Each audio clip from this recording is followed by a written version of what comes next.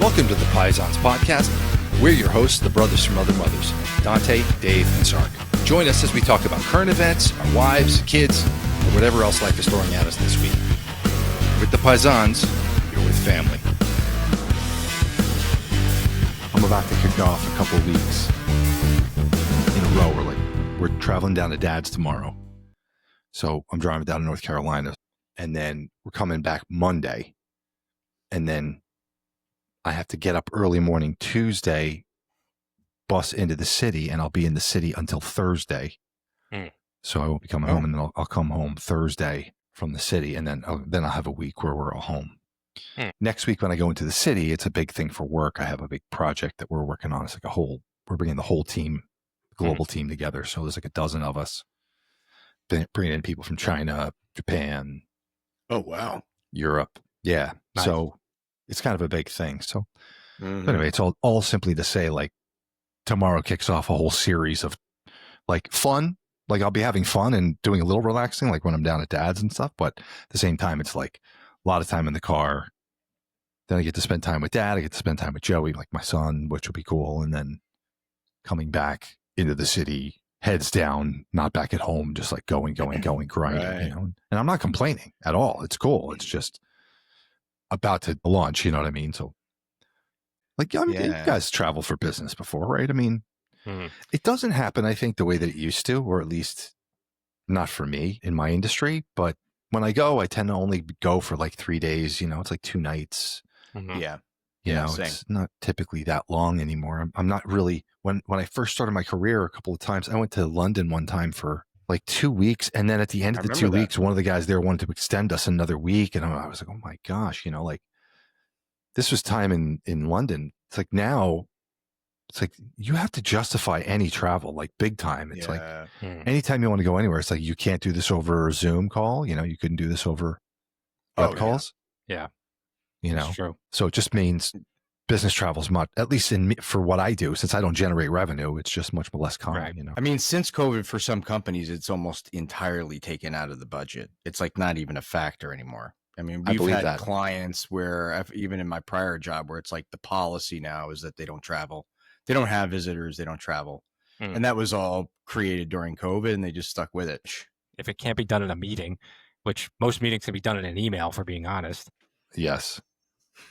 What's the point, really? I mean, I think there used to be a factor of socializing that they valued. Now I don't think they value it as much. But I agree.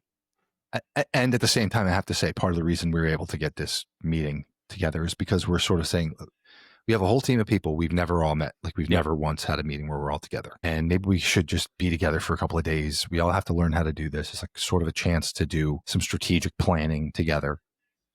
And just having FaceTime with one another will be good. There's people like the guy I work with in Japan, I've never met face to face. I've been working with him for like 5 years, you know? So and he's coming all the way to New York for this. So that's kind of a big deal. Well, look, I don't want to speak out of turn. I want to be careful what I say, but I'm proud of the fact that, like, thanks to my planning and my shrewd management of my budget, that I had the budget to bring him in for my project, but also for the greater team good and other people on the team as well. It's basically, I'm bringing the entire team in for a group meeting under the budget of my project, but it's also part of a bigger thing. And I'm proud of the fact that I've helped make that happen, especially in light of everything we just said about how hard it is to travel anymore. You know, so yeah, he's coming all the way out here, and it's for the good of the team. It's like for the good of what we're doing. It's all like, I'm excited about it, you know? And so it sort of gives you this understanding now of, like, I'm about to do this road trip, spend some time with family, come back, hit that for a week, you know, for like the majority of the week into the following weekend. So it's just like, all right, here we go. So my mind today is we're cleaning up the house. We're doing cleaning, like we're getting everything ready. And it's like the house is wrapping up from chaos because we had the upstairs, we had the hardwood, we had all the floors redone upstairs. We put in hardwood. So a couple of weeks ago, they came in, they did our room and Joey's room in the hallway. And it was like, you know how that goes, man. Like, they're great. They move all the furniture and everything, but you've got to clear everything off of the floor and the stuff that you can. So you got to clear everything. Fortunately, Joey's room is not being used. So we put a lot of stuff in Joey's room. And then they moved all the stuff as they did the whole hallway, and then they moved stuff from Joey's room into the hallway, and then they did Joey, so that went on for like 4 or 5 days, and so that's like kind of chaotic. Then they took a break for 2 weeks because we had company. So now they've come back to do just the girls' rooms, which they did over the past couple of days. And these guys are so well coordinated. On the last day that they do the flooring, they finish the floor. The guy came in this morning, finished the flooring. Later on the day, guys came in and they did the trim because they have to do the molding around the floors. They redo the trim, and they're leaving at like 4:00. And the guy then is showing up who's going to do the paint. And he paints all of it. So it's like boom, boom, boom, boom. And so they just wrapped that up today. So 2 hours ago, I was moving furniture back into Adria's room and back into Ellie's room and trying to situate everything back where it needs to go, which is all fine. Like, again, I'm not complaining. The floors look gorgeous. It's been nice, but it's just chaotic. Yeah. Like the last 2 nights, our bedroom was jam packed full of like kids stuff. And so like to go to my drawers, I'm like squeezing behind things and moving Ellie's, dresser out of the way. And then I'm trying to squeeze in just to open the drawer enough to get a pair of underwear. It's just like, it's just chaos. Are you all leaving for your dad's tomorrow, or just you're going? No, all of us. We're all going. Okay. So what's that, like 11 hours to get down there, something like that? Call it 9. About 9. And then if we stop for a couple times, if we stop for an hour, it'll probably be closer to 11, but I think it'll be, we'll probably just stop long enough to get some food and then get back on the road. I like to move. When we went down there, it was about 10, I remember. And we stopped each time for lunch for about an hour. Yeah. So 9 sounds about right. Depends who's driving, I guess, too, right? But so, I mean, I know you're going to be driving, so 9 is probably a good estimate. We'll 6.5. It's a challenge. 6.5. It's like Mr. Wolf. It takes 25 minutes to get there. I'll be there in 10. 9 minutes and 45 seconds later. You got to stop and get gas at certain points. So you got to do that. And I like to have coffee, and when I'm road tripping, I like to have like not even a snack, but just like a drink usually, or something to just whatever. Yeah. But then otherwise, I mean, we're planning to listen to. I've been listening to a book. I got a podcast that we all said we're going to listen to. So, it's kind of nice. Yeah. You'd be surprised. I mean, I'm sure you wouldn't be surprised, Mike, when you get in the car with the kids. Every now and again, somebody just starts talking, and the next thing you know, you're like engaged in a really great discussion with them. It goes fast, man. We just came back from like 8 hours to Virginia Beach, 8.5 hours, and it went fast, even coming home. Yeah. Usually like coming home feels longer, but it could go very fast. Like we had a playlist, get into conversations, if I could just go the whole way, have a little bottle or something, I'd be fine. A little bottle. I mean, maybe after 11 hours, but like, I just want to get there. That's really what it is. We stop. I'm kind of in a rush. Yeah, I appreciate that. That's true too. Like Dave will tell you, like when he and I have road trip before, it's not like I want to dilly dally. Yeah. Every now and again, we'll be like, look, let's stop and actually get a bite to eat. And then I sort of just have to turn the switch in my head. Like, all right, I'm going to actually just sit down, get a nice like meal in me. And then, all right, let's go. Now I want to roll. Let's go. I'm like looking at the clock. I'm with you on that. I mean, I guess I found over the years that even with all the rushing, the difference in your timing that you get there is usually pretty negligible. Yeah, you're right. It's pretty much true. Even if it's an hour in the grand scheme of it, of an 8-hour trip, 9-hour trip, it's like, right. Yeah. And you're building memories as you go. I mean, look, unless you pull over and you stop and you're like, let's get a bite to eat. Let's like rest and relax a bit. Okay. Then you maybe tack on an hour. But if you pull over, you go through Chick-fil-A and you're like, all right, everybody can eat while I drive. And then I'll eat and drive. Like, we're rolling, Got a Chick-fil-A. Everybody gets situated while we pull over. I'll get gas. You know what I mean? Like, go to the bathroom if you have to. We're going to eat. Get yourselves all ready. And then I don't want to hear it for the rest of the time. Yeah. We have a thing, like we've always gone ever since the kids were little and we were doing road trips. We would stop at Cracker Barrel, which they don't really have here in New York. You hit the first one, I think, close to the border between Jersey and Delaware. And then from there, you might have some before that. You have a few after that. And then once again, it's like sparse. Yeah. So there's always one in particular that we try and stop at. And that's one of the few places I'll sit down for a meal. They still serve you pretty fast. Yeah. But it's become almost a thing for us that we have to go get a Cracker Barrel breakfast, chicken fried steak with, sunny side up eggs, grits, and like we're in and out. And then, to your point, we're good for like hours. Well, after that, you're like set, like that's the nice part. Only thing you might need after that is maybe coffee later. Cause if your blood sugar starts to drop if you eat too much, then you're like, oh my God, I just need, get through this. Coffee. Yeah. And when you're listening to like a podcast or something where everyone's silent and you're listening, that I notice that's when I get tired, right? Because like no one's talking and everyone's just kind of like in there, like listening intently. I usually listen to music on these long trips because that keeps me more engaged. I feel like. Yeah. Me and Dave did this drive was it last year? Yeah, we went last year for Dad's 75th. Yeah. Like almost a year ago to the date, pretty much. Yeah. It was like Dave said, it was about 10 hours all in, and we made good time too. And we listened to music. Well, I think we might have listened to a podcast. Maybe. Yeah. One episode, but mostly music. Yeah. Because you could put on a playlist and it's like, oh, this is a 9-hour playlist. So that's like perfect. Mm-hmm. Yeah. So Mike, you were in Virginia Beach, and like, I never put 2 and 2 together. So I would love to hear the story about this concert that you went to down there. Yeah. Because it sounds like all the bands we like to listen to were there. Yeah, pretty much. It was like a whole bunch of them. The lineup was incredible. Like that was the thing that we were drawn to. You know, it was like, well, we'll figure out all the logistics later. Okay.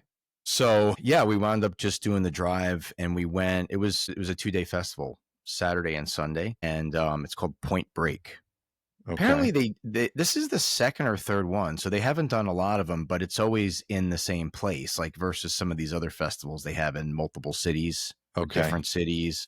I see. This one is like, I guess, just specific to Virginia Beach, which is advantageous because, like, you heard people saying that they were there at least last year, and like all these things are better and improved. So it's like same spot, they're learning as they go, and it was really well run, But yeah, it was 2 days. And Dave, it's more like reggae rock, right? I wouldn't say reggae, because people say like a reggae music festival, but it's not like Rastafarian Jamaican bands, it's like generally white American bands, playing like reggae inspired music. Some of it's rock, some of it's hip hop, some of it's like SoCal, Sublime type music, all reggae inspired. But bands like Dante and I in particular love. The lineup was great, and they would open the doors at like 1:00 on each day, 1 in the afternoon, and you can come and go as you want. Wow. And they set this thing up on the beach, which is amazing. So you're just walking. I don't know if you guys been to Virginia Beach, like the boardwalk area. Do you guys know that? It's been a long time since I've been there. I mean, it actually reminded me a little bit of like Fort Lauderdale Beach, where you have kind of like the big hotels, like high-rise hotels, and then behind it you have the beach, basically. And they have what they call the boardwalk. It's a pretty wide, I think it might actually be concrete, but it's like a 3-lane thing. They've got vehicles, like you can rent bicycles. There's a lot of traffic, traffic, and there's a pier you can go out on and shop. And then up and down the boardwalk, you have the backs of all the hotels. So it's all these bars and restaurants that are open, essentially open air, right? And the weather, fortunately, was beautiful. So we were staying at a hotel on the beach, and basically you come out to the boardwalk and you make a right, and you walk down the boardwalk like 10 minutes. And then you're just entering a part of the beach that they have roped off or tented off for this festival, which I'm not even going to guess how many people, thousands of people. It's huge festival. But you're on the sand, which is really cool. And they had shaded areas, and they had 2 stages. So they kind of had like a major stage. Then they had this smaller stage on the side. And the smaller stage actually had most of the bands that we liked. I don't know if it was deliberate. It didn't seem like there was necessarily a rhyme or reason other than the headlining bands at the end of the night, like got the big stage. Yeah. But some of the big bands we like were on the smaller stage, and it was just as good.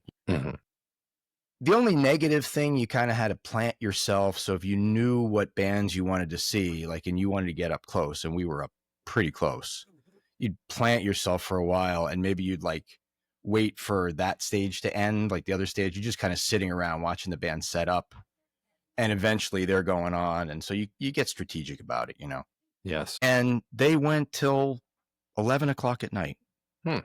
Both nights. The second night they ended with 311.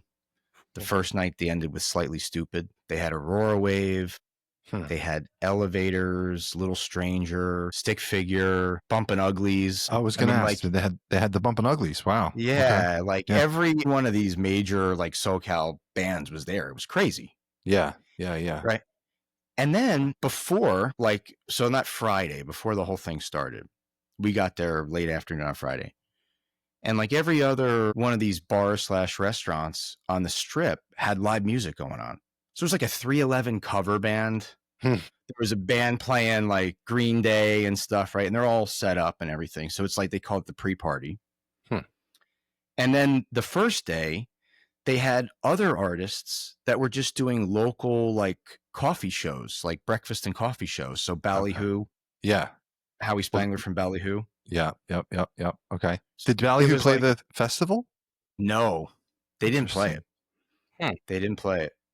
I think they just like finished a tour, and then he actually made a comment during his performance that maybe they'll be there next year. We're like, yeah, you should be. I kind of assumed that they were there. I saw your Instagram video, and I guess what you're talking about, one of those coffee shop shows with that guy playing. So I just assumed that was part of the festival. Yeah, it's like they're smart, It's like, okay, everybody's going to be here. This place is like 2 blocks from the boulevard. So he set up there at like 9 o'clock in the morning. And you go in and they give you like a breakfast, and you're outside. It's like indoor, outdoor, and you're right there. I mean, he's playing. You're literally like right on top. That's a good deal. How did you guys like end up getting the pictures with him? Was he like hanging out and like talking to people afterwards, or? He actually said before the last song, he's like, guys, I'm going to be hanging out if you guys just want to like get pictures or talk or whatever. So a lot of people there afterwards seemed to know him. And then eventually we got up there. My boys were talking to him a little bit. He did a photo with them, which, I mean, they love him. They idolize him. My younger guy idolizes him. He said it was bucket list. He's 16. He said his bucket list. So, oh my gosh. And that was before the festival started. That was Saturday morning. Wow. So we're walking out of there at like 11 o'clock. He's like, I'm good. Like we can drive home right now. I'm good. And that shit didn't even start yet. Wow. So, and then from there, we did like, and you could go on and off the boards. You could leave if you wanted to go back to your hotel, like, and get water or whatever. You could come back. It was pretty cool. That's unusual. Normally they hold you captive at those things. Yes. I feel like the festivals now are a lot different. I mean, I've never been to a Coachella, but I feel like that's how Coachella works too, where you can kind of like come and go as you please because you want to see certain acts, and some of the acts you don't really care about. I mean, to your point, like about being strategic. So if someone has an early set, but then you really want to see the headliner, and there's like a 5-hour gap in between or whatever, the areas are so big, it's hard to, I think, keep you captive now because these festivals are huge. Well, I would hope so because that's my least favorite thing about them. It's the reason I stopped going, because you go and like you said, it's like, okay, it's 3 hours till the next band I want to see comes on. Like, what am I going to go do? I'm going to go lay in the grass or something. Yep. Yeah. Like, yes, you just really, and then you got to sit there and listen to bands and you're standing and, you know what I mean? It's like, don't like that feeling. And then of course you're thirsty. Oh yeah. It's, $12 for a bottle of water. Yeah. Well, it's funny you say that, man. So this is the second year in a row we went to a festival, because we went to a reggae festival last year in Maryland called Reggae Rise Up. Ballyhoo was there. Yes. And it was smaller. It wasn't as large scale. Like, it wasn't as well done, but it was still pretty good. And we were there during the heat wave. I think I was telling you this. And they wound up giving free water both days. Like, I mean, backpacks. They were coming in with cold water, coolers, just make sure. And they did the same thing last weekend at the festival. Like, the closer you were up, and they knew that you couldn't get out of basically the cage that you're in, pressed up to the stage. Yeah. That they're just going up and down the lane that they have in the middle with cold waters the whole time. Wow. And like, you hear about, what is it, Woodstock 99 and all that shit, where people were like riding because they were charging like $12 for water. Yeah. So they've come a long way. Well, I was going to ask, do you think they do that because of those instances, like at Woodstock 99 or Woodstock in, 69, or, the disaster at the Fire Festival? And they don't want ambulance, and I mean, people like dropping, heat stroke. Absolutely. It was hot. Yes. They're all crammed together. Drunk. Yeah. I'm going to guess that there's a liability you know, that, like you said, Mike, somebody passes out, God forbid, they die of heat stroke, and and then it turns out, oh, you know, you could have gotten water, but they were selling it for $8 a bottle. And like, you know, you'd had to leave your space. Like, well, it's smart. And it's think smart about to it. do And it. think about it this way too. I mean, if you say you do lose money on water because you're giving free water out, you're charging $20 for a hot dog or something. You know, I mean, so it's like you're making it up somewhere else. Their margins the are alcohol, crazy. The alcohol is outrageous. Oh yeah, and people are drinking the minute they open the gates. Like people are going right to buy liquor. You know, they must make a ton. The other thing I was thinking is that, like most of these other festivals, whatever the company is, right, that runs them, okay, it is what it is, and so they have the interest. Like to your point, D, you're basically a prisoner. And with this one, it's interesting because it was advertised as like in association with the Virginia Beach Chamber of Commerce, to the point where they had like this mayor's stage thing sort of set up near where the entrance was, and they were doing like they'd had the mayor come out and the governor. They were talking about all these great things they're doing.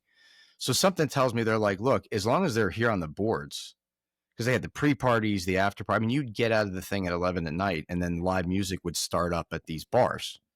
And they're like, well, everybody's staying at these hotels, you know what I mean? So they were cool with you coming in and out the whole time. Yeah, no, that makes sense. I mean, you know, again, a rising tide floats all boats, right? So bringing people into the area, all the restaurants benefit, all the bars benefit. So yeah, 100%. Like I think it's great. That appeals to me. I actually might go to a festival like that, knowing it was like that.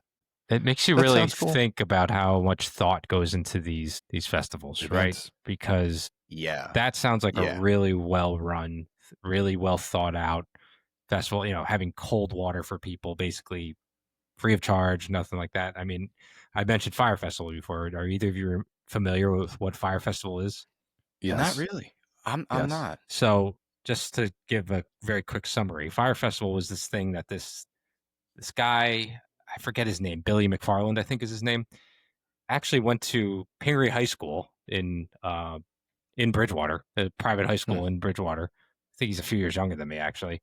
Wow. But he teamed up with, like, he was just a really good sales guy. Like, he was just a really great salesman. He teamed up with, you know, Ja Rule and a few other rich people. And he was like, we're going to throw this festival out. And they had this really incredible marketing scheme where they basically paid all these influencers, so like all these models, to post this vague, cryptic symbol in preparation. So everyone got really excited about it. But the problem is they didn't have anything thought out. The whole premise of this Fire Festival was that it was going to be this music, you know, festival with, you know, top artists at this Caribbean island. Like that was the whole thing. It was like, you're going to basically have your own island for this festival. It's going to be great. But the problem is the island didn't have the infrastructure to even handle basically anyone. I mean, let alone, you know, a couple thousand people, because when the influencers started posting about it, everyone started getting into it. So people are paying a ton of money to go to this thing for these VIP experiences and all this stuff. And, you know, I think they got some decently big bands to headline it originally. I remember Blink-182 was one of them. And, you know, this was well after Blink-182 was popular. I mean, this is like, I want to say this was like 2017 or something like that. Right. But, you know, they got big names, and there's a bunch of documentaries about it. And actually there's one on Netflix that's really good. I've watched it a bunch of times.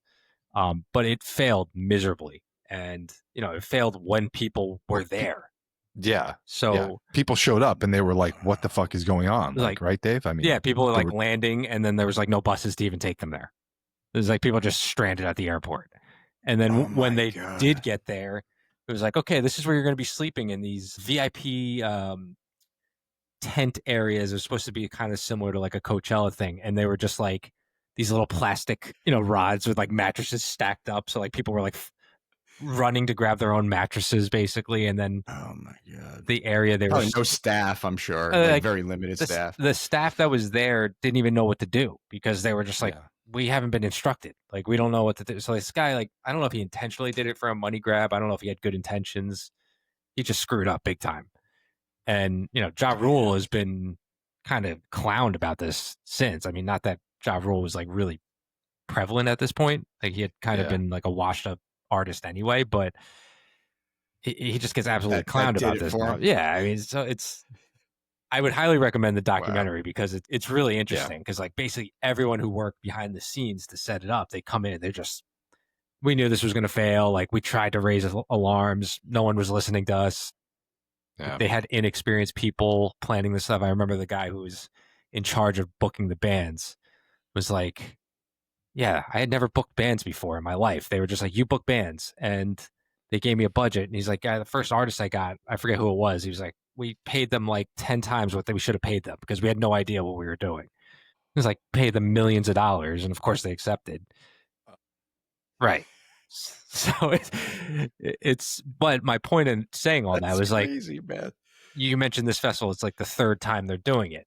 So maybe same spot. So it's like, maybe they saw, I'm not saying they watched this documentary. It was like, we got to be better than this, but they maybe had heard of what happened. And they were like, all right, if we're going to do this, let's, 5 years to plan this out. Let's be really well-intentioned.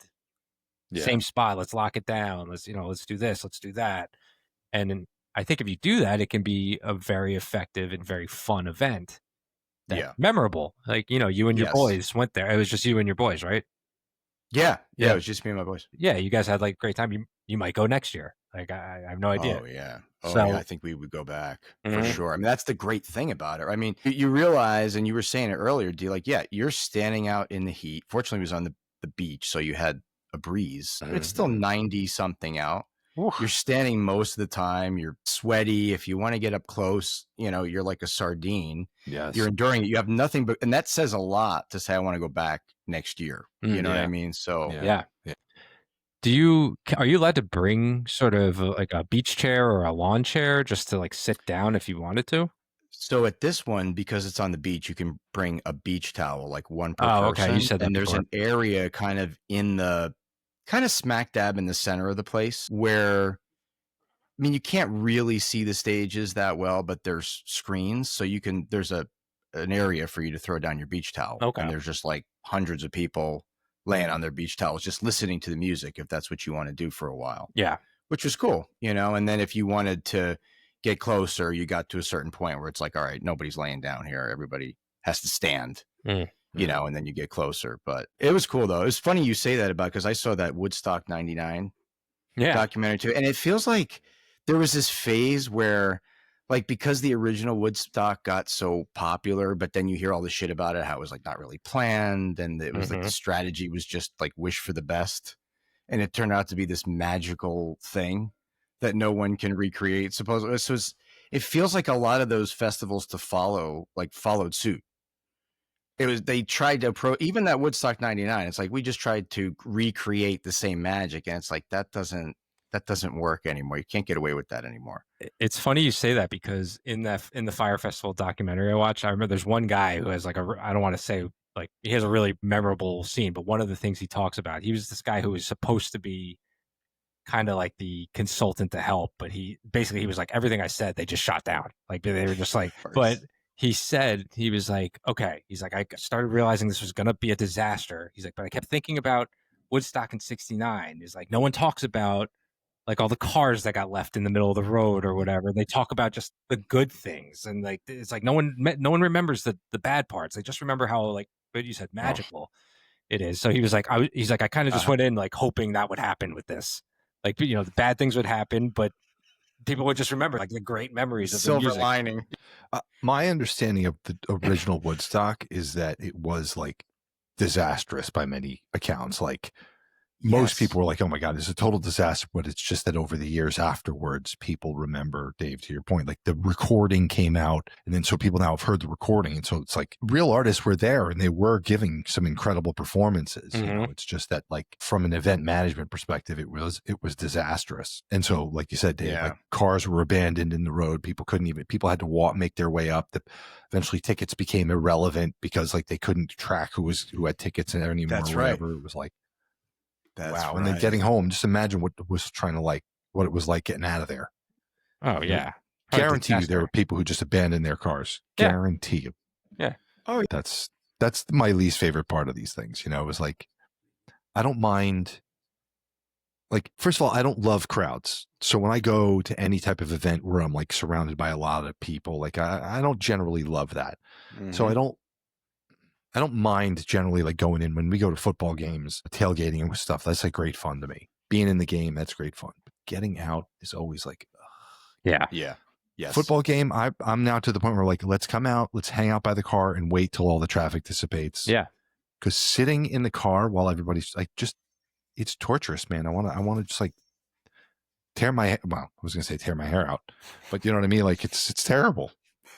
Maybe you did tear your hair out. It is terrible. Oh, that must have happened. No, you're right. It's the same with concerts over there, like at MetLife and everything. Like we would just sit in the car afterward and like have sandwiches or whatever, listen to music and wait. And as long as you're cool to do that and you plan for that, if you think you're getting out of there, you're going to be really upset. Mm-hmm. Well, that's just it. You know, it's like the show's over at 11 o'clock, but we're not getting in the car to leave till like 11:40, 11:45. Yeah. You know, because I'd rather sit and wait, like you say, Mike, and like eat a sandwich and listen to music and hang out than be sitting there, right, driving an inch at a time among millions of other people, thousands of other people. Just don't have the tolerance for it anymore. Oh, so I was going to say, when we went to see Ballyhoo at the Arts Quest place around here, it was crazy how convenient it was. You know, literally pulled in. There's a huge parking lot there, so you pull in, plenty of space, pull in, park, get out, walk 5 minutes, go up a set of stairs, you come into the huge room, there they are. You know, like, okay, that's beautiful. Awesome. Made in, got a couple drinks. Cool. There was plenty of space. So we, and then when they started really playing, when Ballyhoo came on, we got real nice and close. And as they were rounding up, they did their last performance and then they leave, which is a joke. They come out and then they're going to play at least 2 songs for an encore. So as they're playing the encore, we like slowly backed out. We were just like toward the back of the crowd. As soon as he was like, thank you all, good night. Boom, we turned, we darted. We were in the car in less than 5 minutes. We were on the road. We were home. Like 20 minutes, we were home. That's great. It was wonderful. That we is were like, great, man. It's like 10 o'clock at night. You took the girls to that. Yeah, you were saying that. I think, so that was a tour they had just wrapped up. Yes. Which is why I think they weren't in this other one. Yeah, that would make sense. Yeah, I mean, it was, So it was great. It was a great show. Ellie really loved she loves that, the intimacy of a smaller venue. Yeah. And the band, the drummer from Tropidelic, I guess he was, whatever. They walk around like when these small bands, they mill around in the crowd. And yes, they do. She ran into him and she was like, oh my gosh, he was so good. And he was like really nice. She was like, I couldn't believe I saw him. I talked to him. I was like, yeah, Ellie, they're just like dudes, They're not like so big anymore that they have people to do everything for them. He was setting up and tearing down his own drums. I wanted to ask Mike how Aurora Wave was. Were they good? They were good. Yeah, they were good.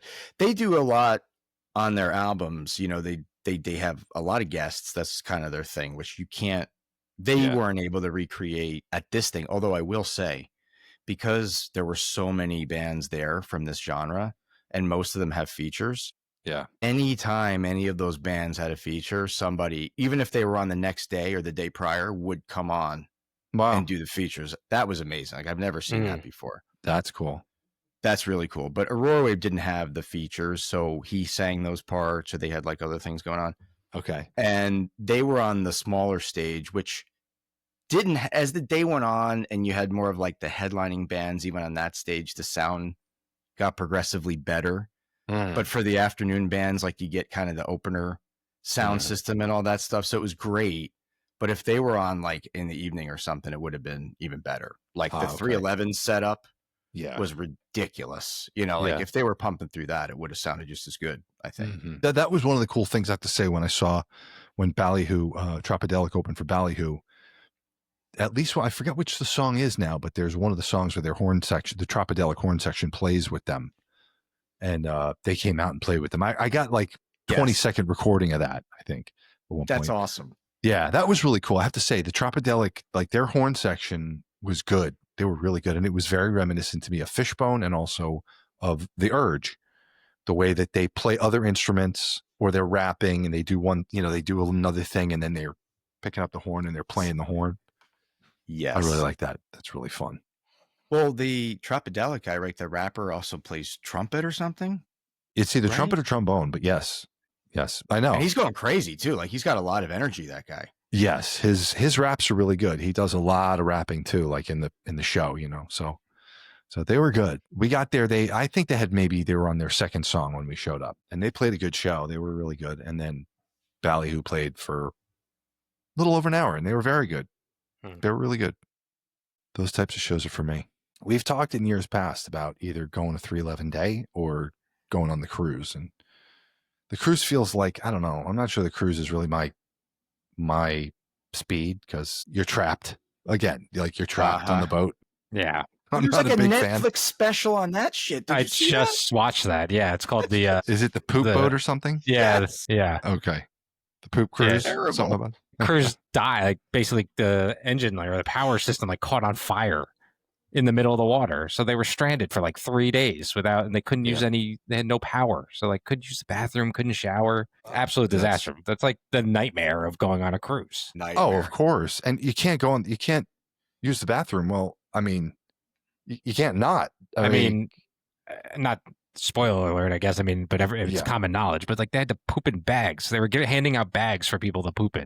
That's why it was called the poop cruise or something. But it's funny. They're talking to people. Red biohazard bags. And they're talking to some of the people there. And there's people there. I was like, I wasn't going to the bathroom. I was holding it. Like, no matter how like they were like, there's no way I was pooping in a bag.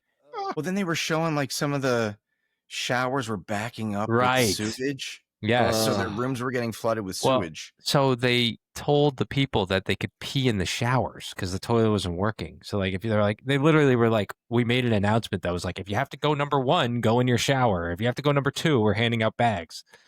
It's like that was the language they were using, by the way, too. Like, if you're going number 1 or going number 2. So so eventually, like, the showers started backing up, and it's funny when they were getting saved. They had to get saved by tugboats. So like, when tugboats started pulling them, the ship like tilted. So that was when all the showers started backing up. So like, water, like piss and shit was just like spilling out of the showers.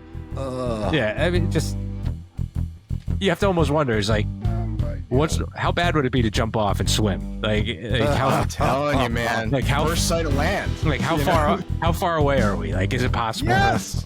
Yes, I think I see a palm tree. Yeah. I think I see a palm tree. Oh, that is so wild. Yeah.